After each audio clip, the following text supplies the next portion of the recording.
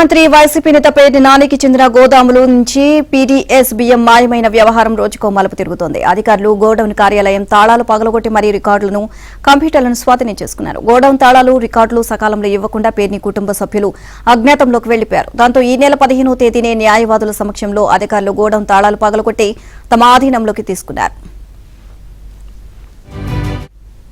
ఈ నెల 15, 16 తేదీలో గోడౌన్లోని బియ్యాన్ని మచిలీపట్నం ఎమ్మెల్సీ పాయింట్ కు తరలించారు. అనంతరం తాళాల విషయంలోనూ పేర్ని నాని మనుషులు అధికారులతో వాగ్వాదానికి దిగారు.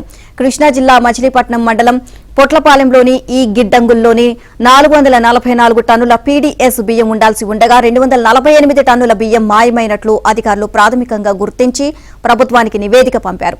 సర్కార్ ఆదేశాల మేరకు మచిలీపట్నం ఆర్టీఓ, డీఎస్పీ, తహసీల్దార్, పౌర సరఫరాల శాఖ అధికారులు అక్కడకు వెళ్లారు.